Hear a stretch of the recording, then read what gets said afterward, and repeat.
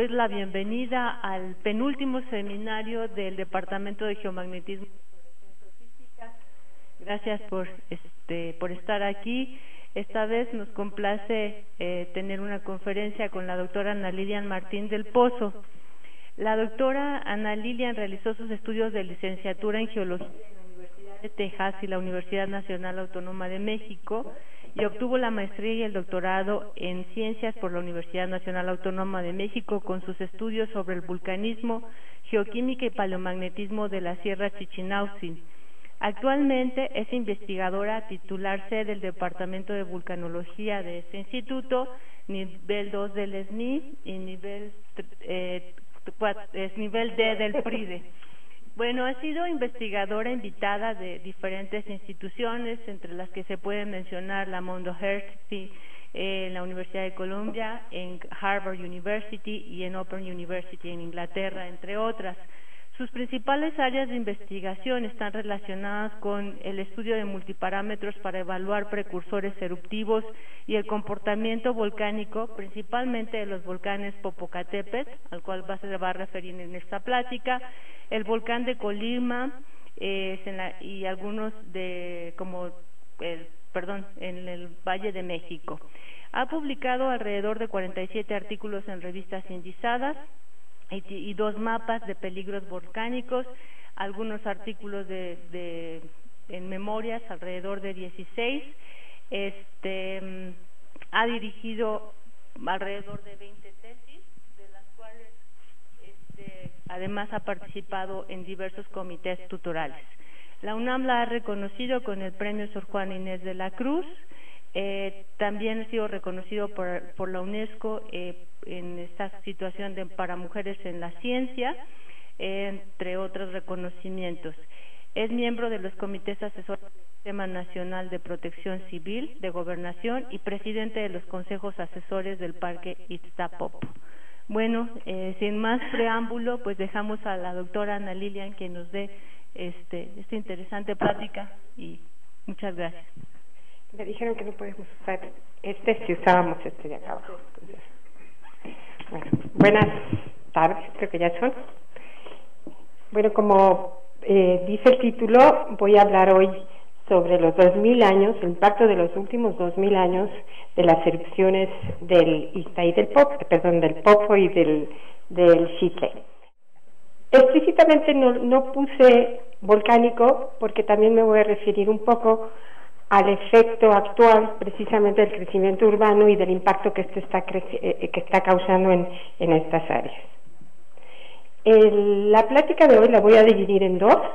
En la primera parte voy a hablar precisamente del Popo y de las áreas toda esta área de acá donde se ha afectado por los flujos piroclásticos, sobre todo por los bajares en esta zona, y también me voy a referir aquí a la zona del Xitle, que aquí ya ni la veo bien porque está muy chiquita, pero vamos a hacer un acercamiento un poquito más grande a esta zona de acá, que va a ser los encinos, a los tubos de lava.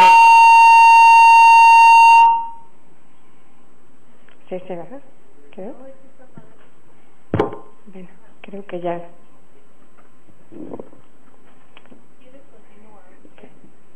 Bueno, y precisamente hablando del Popo, voy a hablar de las partes más antiguas, cerca de 2000 años, hasta la fecha, y también voy a hablar del Xitle. Se me voy a ir del pasado hacia la actualidad en las diferentes partes. Primero vamos a hablar del Popo y luego de la zona de Chichinautzin, que el más joven es precisamente el Xitle. Precisamente por eso escogí esos dos, porque son los 2 volcanes que han afectado precisamente a esta zona, la zona de la Cuenca de México, ¿no?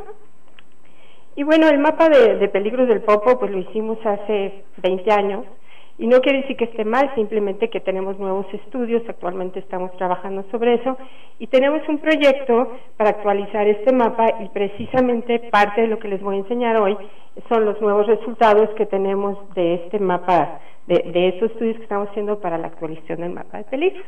Bueno, entonces, si recordamos, este es el grande, es el que se refiere a los flujos, y luego tenemos unos de caídas y de zonas que han tenido avalanchas en el pasado, pero de todas maneras voy a hacer algunas alusiones a este mapa, pero fundamentalmente me voy a referir a lo nuevo que tenemos de la zona.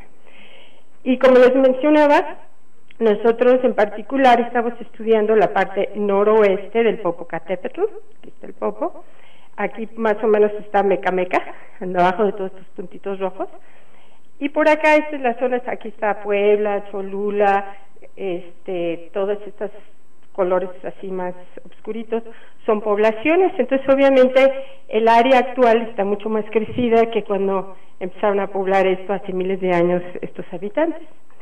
Y aquí en esta fotografía, aunque yo voy a hablar más que nada de esta zona del Popo, también yo creo que es importante, si hablamos de los 2000 años, bueno, en primera, estos verdes son 2 derrames de lava que, como vemos en la escala, son bastante largos, o sea, largos y muy anchos.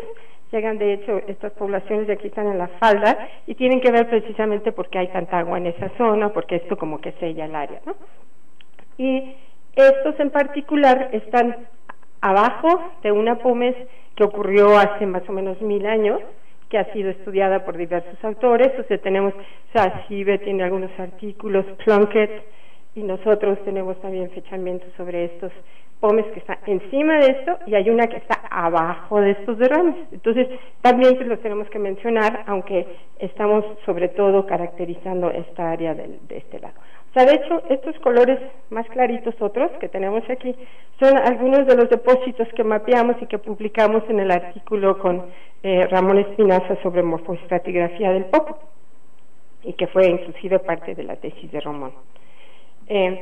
Para estas reconstrucciones que estamos haciendo, pues obviamente hacemos mucho trabajo de campo, y en particular pues trabajamos mucho en no nada más las poblaciones de Ameca, Nejapa, todas estas que están al noroeste del Popo, sino también en las barrancas, sobre todo porque vemos muchos de los depósitos ahí, y en la barranca fundamentalmente la de Nexpayantla, que como ustedes saben, bueno, es una barranca pues bastante alta, abrupta, y que ha tenido numerosos lajares. O sea, los lajares, para los que no están acostumbrados a estos términos, son flujos de lodo que tienen materiales normalmente caóticos y que son la mezcla de las cenizas volcánicas junto con este material que va agarrando y con mucha agua. O sea, pueden ser producidos por deshielo, pueden ser cuando hay grandes tormentas y que tenemos esta cantidad de agua que se va a mezclar. Entonces aquí vemos, por ejemplo, uno de estos depósitos y también un flujo piroclástico, este particular es de pómez, y aquí abajo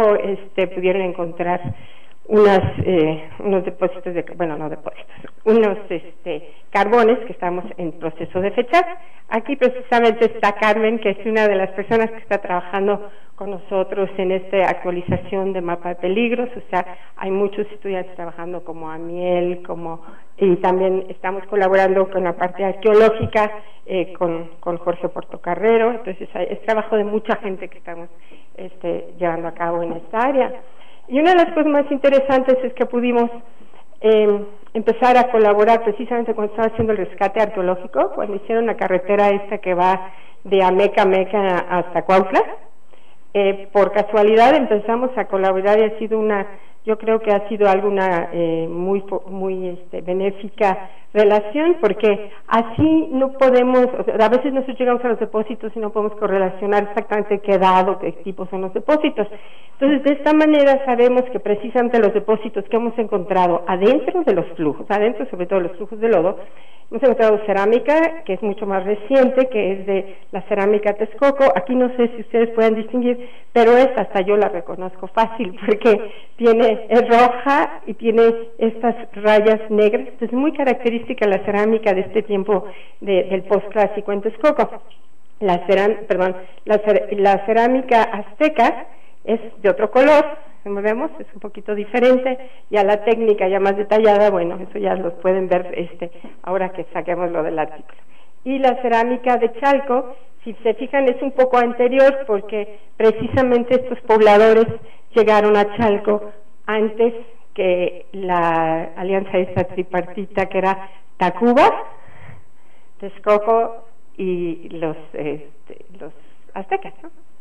Pero bueno, estos depósitos son depósitos que hemos encontrado adentro de los flujos de lodo, en la zona de Ameca y en la zona de Tepetlispa, entre otros. También hemos encontrado depósitos de cerámica del Clásico, y entonces estos ya sabemos que son de entre esta y esta edad.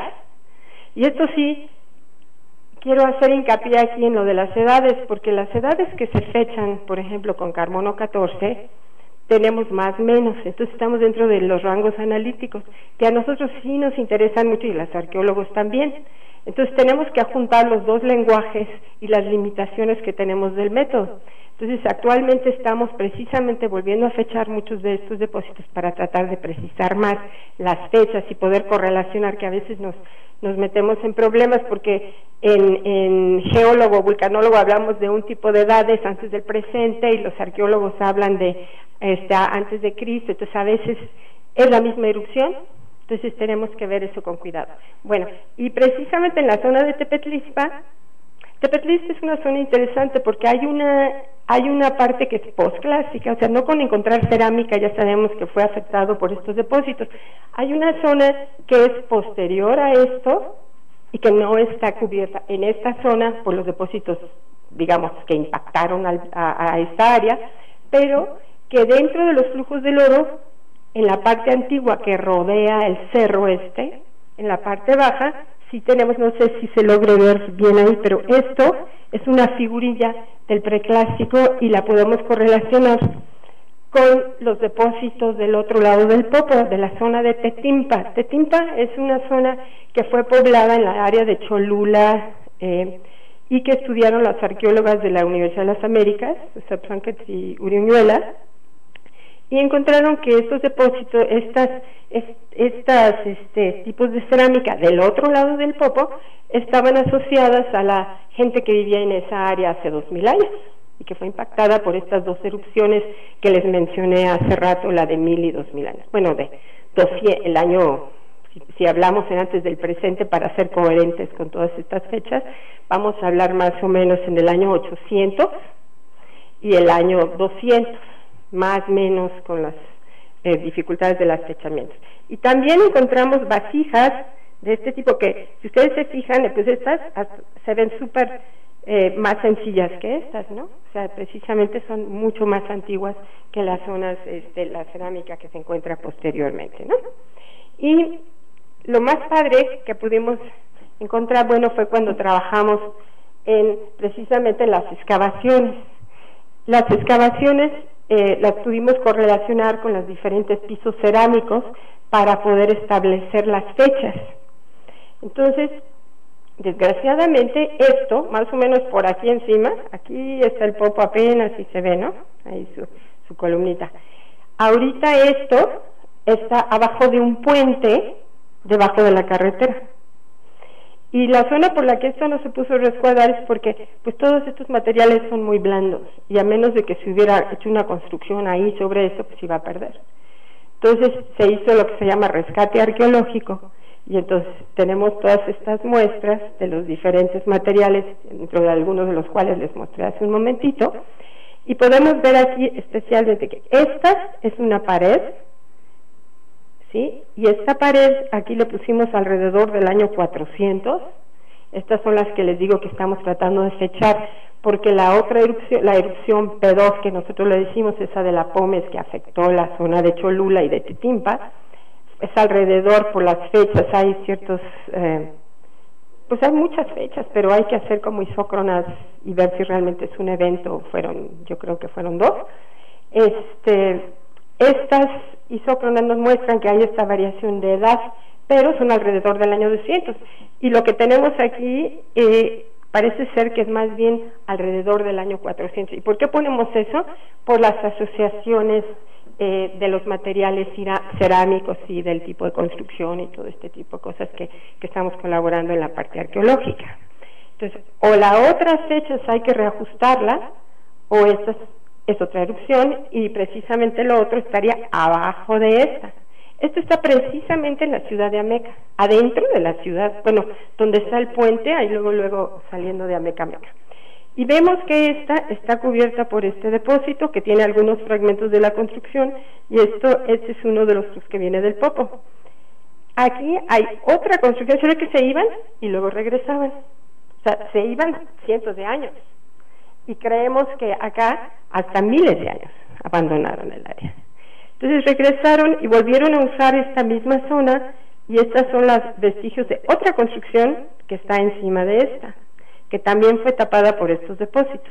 Ahora yo, este depósito en particular, pensaba que era la P1, o sea, esta que les digo, esa pómez que tiene una distribución hacia la zona de Puebla muy importante, una pómez blanca. Pero si esta fuera la pómez 1, donde sí tengo esos depósitos, sí se ven, este en particular le pusimos alrededor de 1300, y es una de las cosas que más hemos discutido, pero porque decíamos, bueno, no podría ser esto alrededor de 1200 y este depósito sí fue cubierto por esta erupción.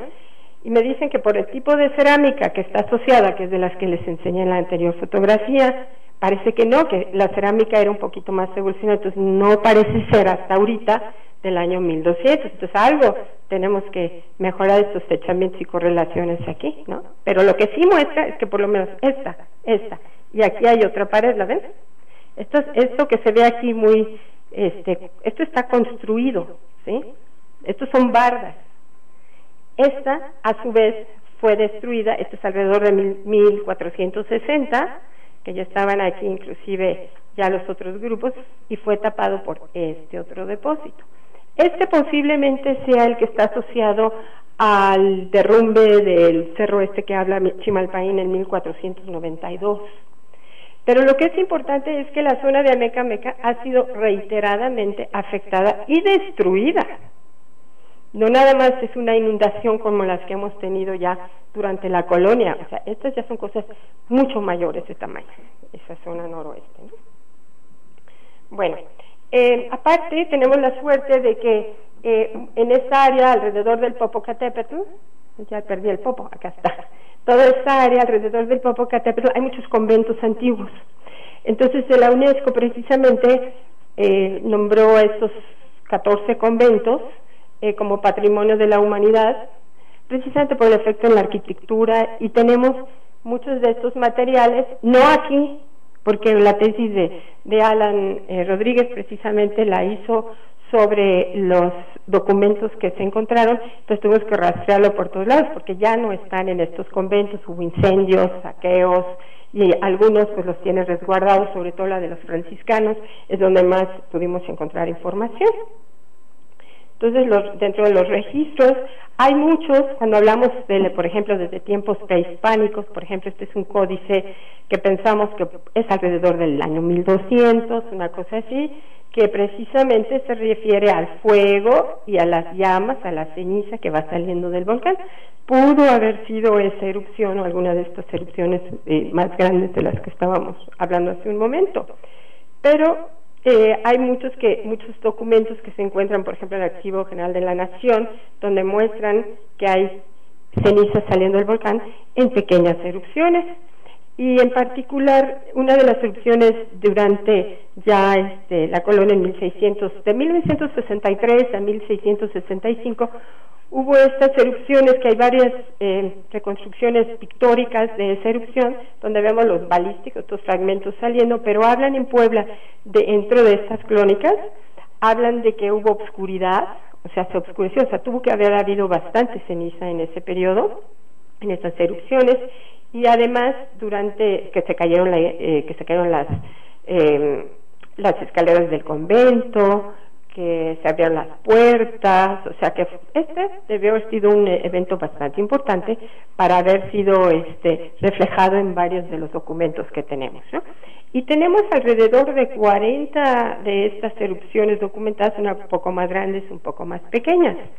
Pero el caso es que el pasado, bueno, digamos desde tiempos prehispánicos de los 1200 hasta 1700 y tantos, hasta la parte colonial, tenemos, pues yo pienso que un registro más o menos bueno.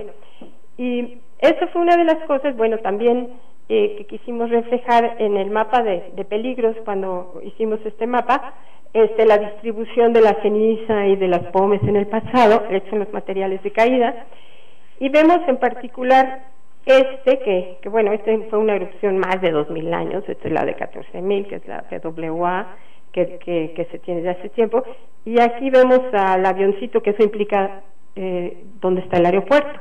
Entonces, durante los tiempos que hemos tenido estas últimas erupciones, hemos podido ver que muchas de las cenizas se vienen para acá o se vienen para este lado, precisamente porque los vientos durante el verano corren para este lado fundamentalmente a la altura que están los vientos del volcán, ¿verdad?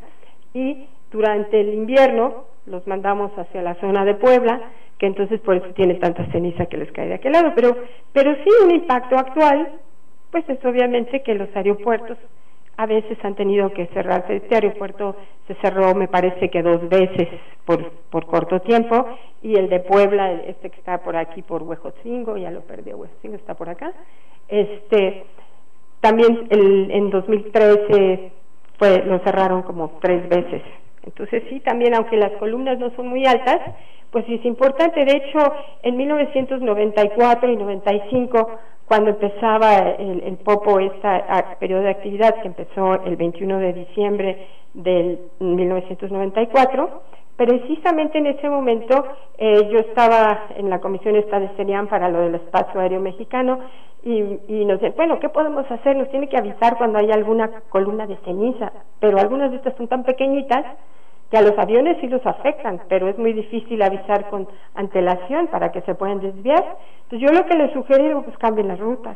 Y bueno, pusieron el grito en el cielo, que ¿cómo podemos cambiar las rutas? Pues eso va a salir carísimo. Le digo, va a salir más barato que estarla moviendo cada ratito. Y de hecho, después de varias semanas me hablaron que habían cambiado las rutas. Antes, directamente sobre el cráter, pasaba el avión. Y ahora, aunque pasa cerca del Popo, pues ya no pasa encima. Bueno, estas son las distribuciones de algunas de las cenizas. Acá está la Ciudad de México, esta es la zona de Puebla, donde, como les digo, son muchas de las erupciones que hemos podido estudiar los depósitos. De hecho, mostramos estos depósitos después de cada emisión. Por ejemplo, ayer, que se portó otra vez mal el Popo tantito, entonces pues estas cenizas son las que estamos viendo y correlacionando, ¿no? Entonces vemos los diferentes tamaños, el tipo de composición que tiene, etcétera.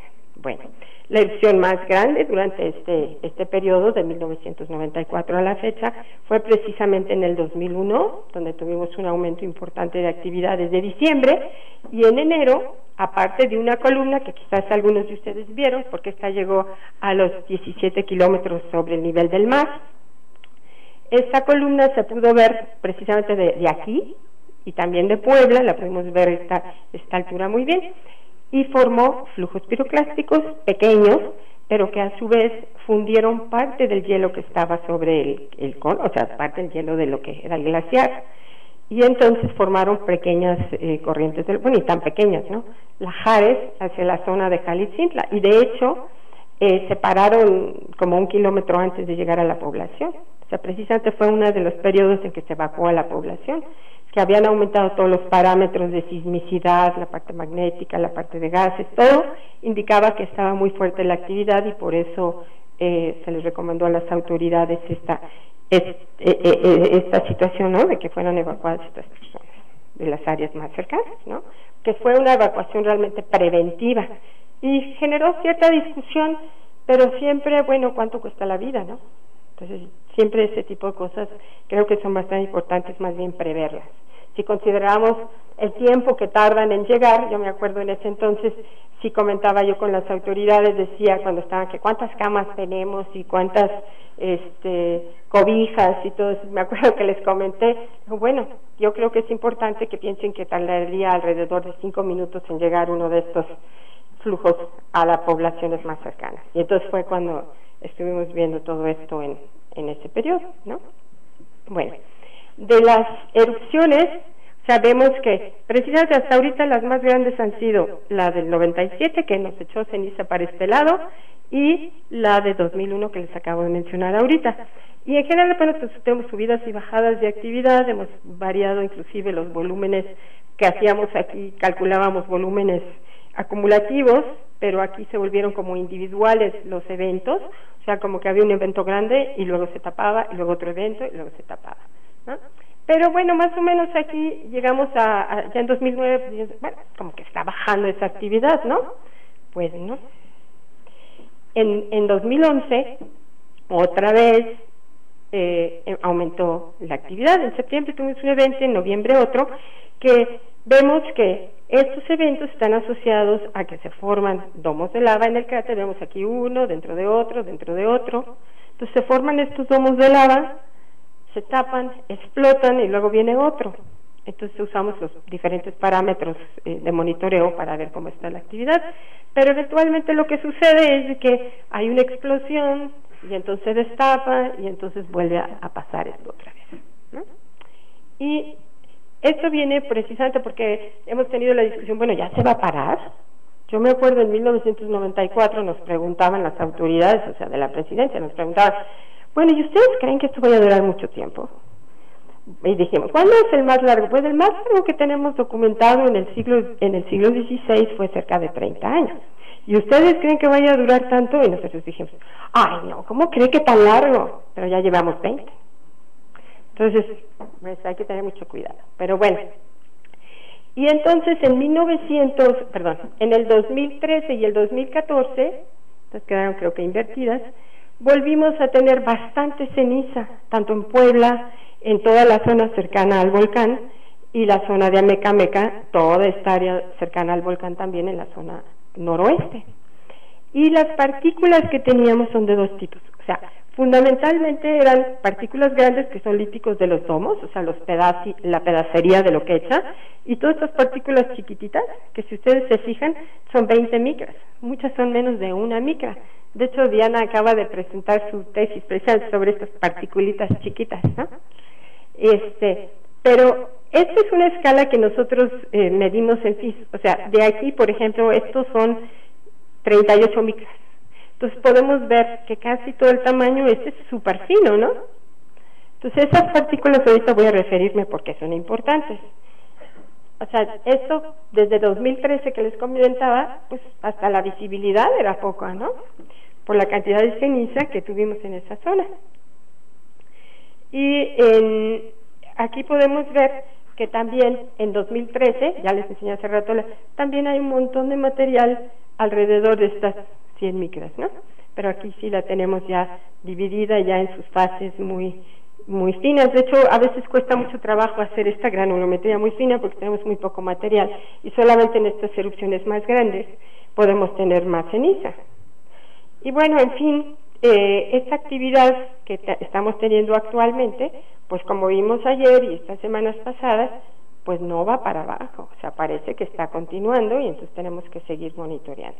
Ahora, de los efectos de las cenizas, este es de un artículo que sacamos, hemos trabajado desde hace muchos años con la gente del Hospital de Enfermedades Respiratorias, del INER, con diferentes investigadores, para ver los efectos de esta ceniza fina en la salud, porque aparte de lo que hemos encontrado, podemos encontrar que algunas de las partículas son muy silícicas, entonces esas pueden causar daños. Y nos decían las autoridades, no pasa nada en la salud, no ocurre nada, no ellos, sino el sector en general.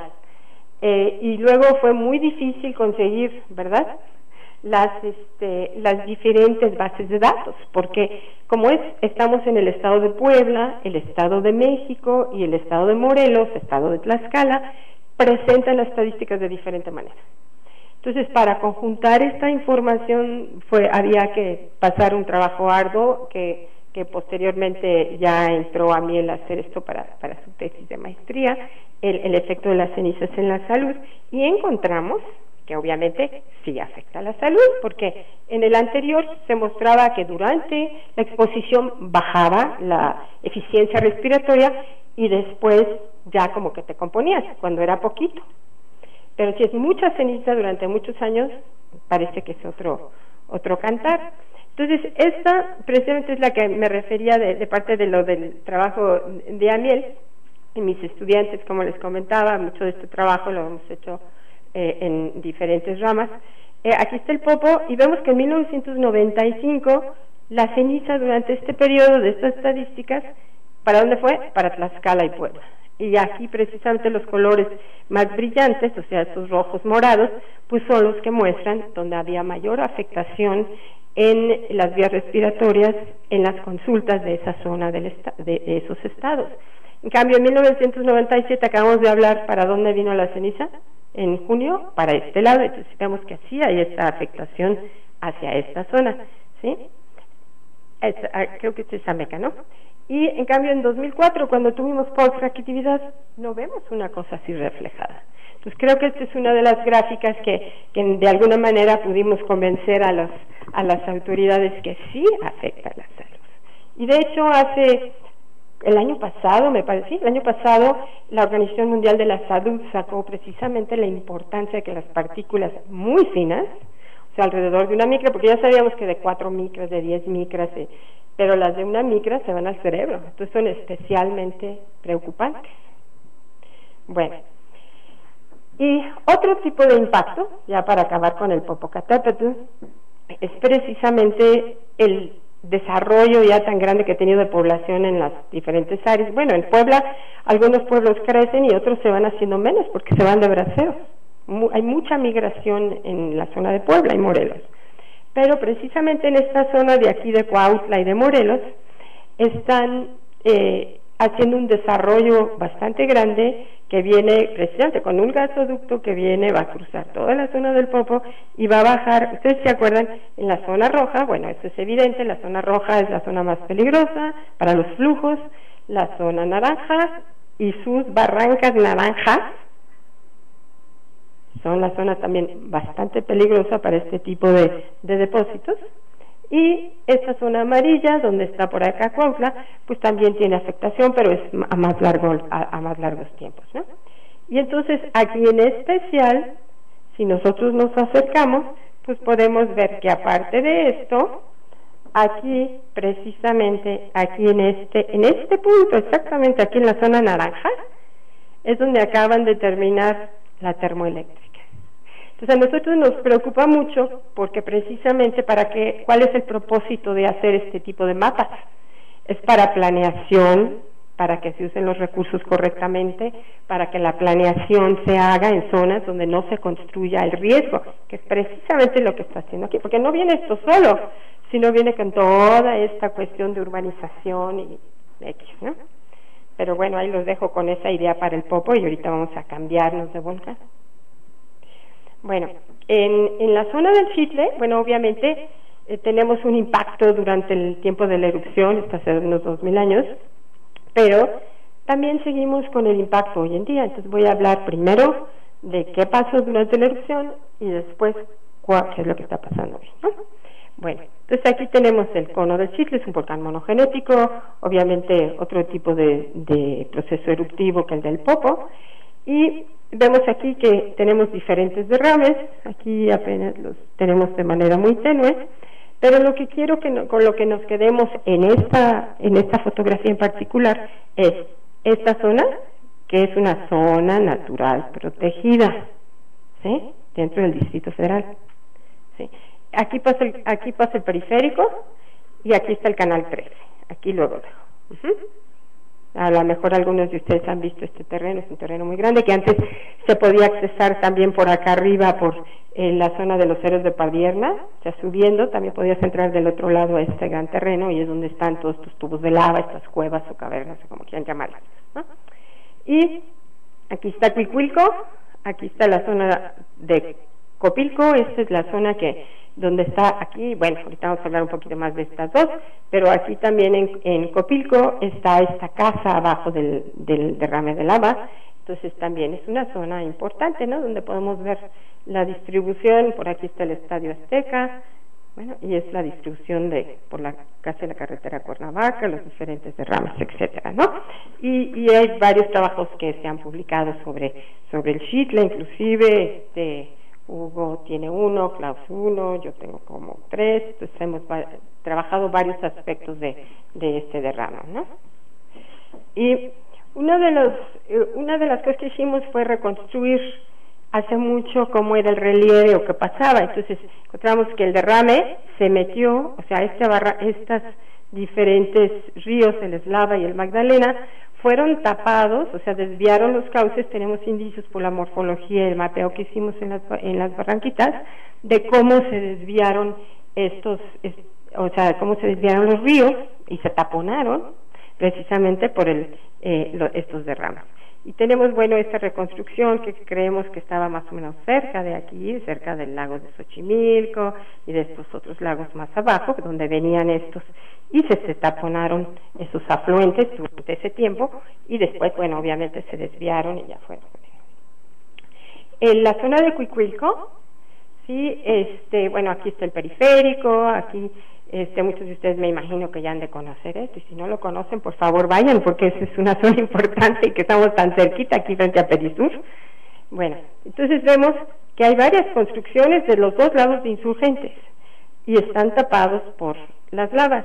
Precisamente vemos que hay, bueno, varias zonas culturales, varias cosas abajo que fueron tapadas por estos derrames. Y también, al igual que hablábamos en la zona del Popo de la importancia de sus conventos que por en la arquitectura, por lo que los declararon Patrimonio de la Humanidad, en esta zona también es importante la variación arquitectónica, porque si ustedes se fijan, tenemos esta pirámide que es la del montículo Heiser, que es esta cosa verde que está aquí en la Villa Olímpica, y abajo esta es una de esas construcciones. Parece ser que esta fue una de las primeras. Si se fijan, esta está hecha de un flujo de lodo, no es que esté cubierta de un flujo de lodo, está hecha de ella. Y entonces esta a su vez está tapada por el derrame de lava que está encima. Después viene la construcción de este evento, de la pirámide, que realmente no es una pirámide o un pirámide circular que le quieren llamar, que está tapada también por este derrame del Xitle. Aquí está descubierto porque fueron dinamitadas, entonces por eso podemos ver todo esto, ¿no? Y la última etapa parece ser estas que ya son cuadradas y rectangulares, o sea que parece que hubo una evolución arquitectónica dentro de esta zona de Cuicuilco también, ¿no? Y al igual que les gustaba vivir hace 2000 años ahí, y de hecho hay una estela que encontró Mario Pérez Campa, que de hecho parece ser que es la primera fase de construcción de Cuicuilco, que es mucho más antiguo. Pero igual que entonces que vivían ahí porque había agua y porque estaban cerca del lago y porque había un rito que pasaba ahí cerca y fue taponado también, y si quieren verlo lo pueden ver ahí en donde está la zona esta que hizo ahora Slim, esta construcción ahí de lo de Telcel, ahí juntitito a la zona esta ¿cómo se llama?, de Imbursa, que tienen ahí en Insurgentes. Ahí se pueden ver estos depósitos abajo de la lava. Bueno, entonces al igual que esta zona que está creciendo tanto, o sea, esta área que se está urbanizando tanto, también es importante ver este lunar, el que les enseñé de la zona protegida ahí, que les enseñé que estaba bajando del Xitle. ¿Okay? Esa área, que es un predio que se llama Los Encinos, pues tiene varias cosas muy importantes. Aparte de tener una serie de tubos de lava a diferentes niveles, y que ahorita les voy a platicar un poquito del estudio que hicimos también con René Chávez y Gerardo Cifuentes y Esteban Hernández, entre muchos de los estudiantes, con Ramón Espinaza, con Rita, con muchos de los estudiantes también que colaboraron con nosotros. Los biólogos nos habían dicho también que era muy importante la zona por la parte de las diferentes especies que se encuentran en la zona. O sea, hay especies que están en peligro y otras que son endémicas. O sea, hay especies como esta biznaga sanangelensis que hemos podido encontrar ahí que está en peligro, entonces estaban muy emocionados porque la habíamos visto ahí, pero eso es muy importante porque obviamente se está extinguiendo. Entonces, aparte de ser lunar aquí en la ciudad, o sea, aquí vemos todas las construcciones alrededor de ahí, para arriba está el Six Flags y luego está toda esta urbanización de estos edificios tan grandes alrededor, ¿no? Pero bueno, a José les hace conocido, ¿no? Y precisamente en ese entonces se quería hacer de esta zona natural protegida, se quería hacer una construcción de X, ¿no? Que iba a ser el área de Biometrópolis, donde querían que la UNAM participara.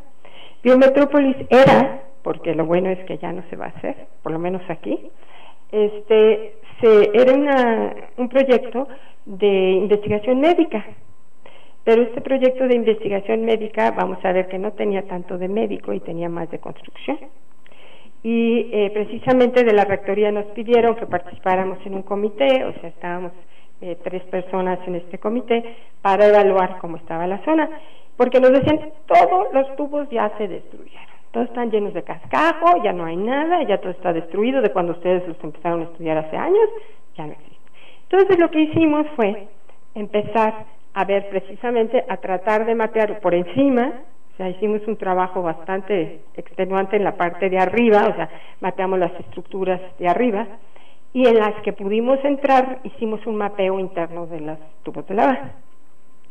Y aparte, como les voy a mostrar a continuación, bueno, se correlacionó con los estudios de resistividad que hicimos con la parte geofísica que les mencionaba. Pero una de las cosas que tenían aquí habían puesto cascajo y nos decían, ay, pues aquí está el tubo acá arribita. Y decías, no, ese no es, hay otro más abajo, más grande. Y dicho y eso es lo que estamos haciendo aquí, y sí se encontró aquí. Entonces, simplemente, bueno, era una cosa que estaban tratando de decir, como se hace desgraciadamente muchas veces, que estas estructuras estaban totalmente destruidas. Y entonces sí encontramos, esta es la cueva de Pedro el Negro, que tenía como 30 años tapada, con cascajo en la parte frontal, pero está completa. Hay partes que tienen 20 metros, hay otros que tienen multiniveles. Esta me parece que es de Huesitos, no me acuerdo. Sí es de Huesitos. O sea, los nombres están muy característicos, pero esos margaritos, cocodrilo, Huesitos, esos se los pusieron la gente que hacía este tipo de estudios deportivos desde hace muchísimos años, ¿no? En las cuevas del Pedregal, las cuevas de San Ángel. Pero inclusive vemos que aunque es una lava más bien típicamente Pajoejoe, también tiene unos derrames, una parte de sus derrames tardíos, ¿no? Entonces nos ayuda a reconstruir. Y de hecho, no nada más encontramos eso, o sea, estos, por ejemplo, son los que pudimos entrar y mapear por dentro, aparte que sabíamos dónde había lava rises y todas estas estructuras que están arriba. De hecho, las lava rises son zonas que te indican que hubo inflación, porque se ven como crestas, ¿cómo podría decir? Como navajas, que te implican que hubo cierto levantamiento. Entonces, ya nosotros sabíamos más o menos por dónde estaban los tubos, y entonces precisamente con la parte de resistividad se pudo detectar en estos rojos los que eran tubos, y luego nos decían, ¿y cómo sabes que sí es? Y que no es nada más puro geoficción que estás modelando. ¿Por qué? Pues porque entramos aquí entramos, aquí entramos, aquí entramos, aquí entramos, aquí. ¿Y por qué no entramos a todos los demás? Porque no siempre están, o sea, a veces puedes entrar pero mucho más arriba o mucho más abajo. Entonces hay partes que están colapsadas, partes que están, como ustedes vieron, partes que están rellenadas, partes que están abiertas. Entonces es muy difícil a veces hacerlo directamente por el mapeo interno que también hicimos, ¿no? Pero entonces con esto pudimos demostrar que la zona estaba llena de tubos, que hay tubos en varios niveles, desde los 2 metros hasta los 40, hay tubos que son de 1 metro, 2 metros, pero hay otros, los maestros, que tienen más de 20 metros de diámetro. Entonces, esta zona en particular, como les decía, pues querían construir todo esto, ¿no? Aquí está el periférico, ¿sí es el periférico? Ya lo perdí, bueno. El caso es de que, pues todo esto, cuando bien nos fuera, le iban a hacer construcción, y luego pudimos encontrar que realmente no iban a ser tantos edificios médicos, sino más bien iban a ser casas, departamentos, centro comercial, todo eso. Entonces, cuando esto lo pudimos documentar, que estaba muy bien los tubos, toda esta importancia biológica, la importancia también para la recarga del agua, ¿no? En esta área, que realmente es como un lugar en el DF, pues el rector y toda la comisión de la UNAM decidió que ya no le íbamos a entrar. Entonces ya retiramos el apoyo a este proyecto, y todavía, bueno, ya cambió Ebrard, y ahora que está Mancera, otra vez fue la compañía con Mancera, que otra vez empezamos de cero, pero también ya los pudimos convencer otra vez por toda esta importancia, y en esas estamos ahorita con este. Y de hecho, nosotros propusimos que toda esta área, estas son las que están mapeadas, y propusimos que toda esta área en rojo, pues, tiene tubos de lava abajo en buen estado, que estos, por la cantidad de lava rises que encontramos aquí, pues también deben de tenerlos, y que pasan abajo del periférico. Inclusive, cuando hicieron el segundo piso ahora, hace realmente poco tiempo, dicho y hecho, encontraron uno de estos tubos, ni tan grandes, abajo, y tuvieron que poner otro pilar ahí. Inclusive pasa del otro lado del periférico, a donde hay un centrito comercial, y abajo, como a 3 metros, también entra ese tubo. Entonces, fíjense, es importante para la construcción, ¿no? Porque tú puedes decir, bueno, a lo mejor aquí no hay el tubo, pero ahí sí, y pues se te colapsa. Y bueno, la única área realmente que no había tubos era aquí. Pero pues como que no les gustó mucho para construir ahí todo solito, ¿no? Bueno, entonces pues simplemente tenemos que continuar, obviamente, si lo ven, o sea, se para uno ahí, parece que estás en el campo. O sea, realmente toda esta área, cerca de 1 kilómetro cuadrado, pues realmente puedes ver todas estas casas alrededor. Y entonces es una zona, pues que por diversas razones, pues vamos a tratar que se conserve, ¿no? Bueno, y simplemente para unir un poquito estas ideas que les he platicado, en los últimos 2000 años, las emisiones grandes del Popocatépetl, las erupciones grandes y posiblemente la del Xitle, causaron abandonos del área, ¿no?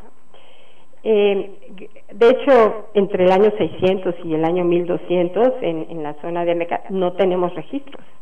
Eso quiere decir que se fueron, y junto con los arqueólogos, bueno, también han pensado mucho, por ejemplo, Luis Barba, Lina Manzanilla, que eso pues también tuvo que ver posiblemente pues con el crecimiento de Teotihuacán, ¿no? Que se fueron para allá. Y bueno, los grandes flujos de lava cubrieron la zona de Ameca, también las zonas del este, ¿no? Del volcán, pero como en particular nosotros estamos trabajando esta área ahora, sabemos que al menos 4 ocasiones totalmente destruyeron Ameca, aparte de numerosas ocasiones también estas inundaciones que se reflejan inclusive, no nada más las cosas, en la información de la colonia, y de hecho que fue en 2010, ¿no? Lo de Nejapa, que bajó también por el Nexpayantla. También obviamente esta área es bastante peligrosa. Y bueno, fundamentalmente lo que ha impactado más, aunque ha sido menos, pero es más tiempo, es la caída de ceniza, y esto lo tenemos registrado no más aquí, sino también, por ejemplo, en 1500, aparte esta de 1663 a 65 que les mostré, que sobre todo se fue hacia Puebla, también en las erupciones, por ejemplo, de 1509 y 1510, se habla de la ceniza hacia la Ciudad de México. Entonces también, dependiendo de la época de los vientos, del periodo de los vientos, pues es la afectación, como les mencioné, ¿no? Y la altura de la columna.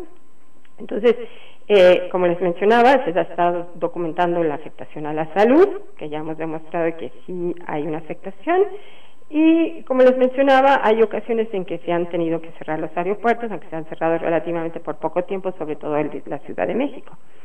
Y también hablemos de que, bueno, hay un impacto importante en la evolución cultural. Hablamos de la parte religiosa, no hablamos mucho de eso, pero bueno, los conventos y la parte de hecho, en esto en particular, muchos de los cerros, por ejemplo el Sacromonte en Ameca y eso, fueron reutilizados en varias ocasiones en los mismos sitios. Por eso es que encontramos una y otra, ¿no? Porque tenían esta finalidad. La parte arquitectónica, que la podemos ver en las dos áreas, y el medio ambiente, lo de los recursos bióticos, hídricos, el relieve, o sea, el paisaje, todo eso. Y por lo tanto, quiero dejarlos con esta idea, que el adecuado uso del área y sus recursos debe garantizarse. O sea, por eso hacemos los mapas, por eso hacemos estos trabajos de impacto, ¿no? Y también por eso hay cierto tipo de reglamentaciones como áreas que deben usarse para cierto tipo de finalidades o no. Gracias.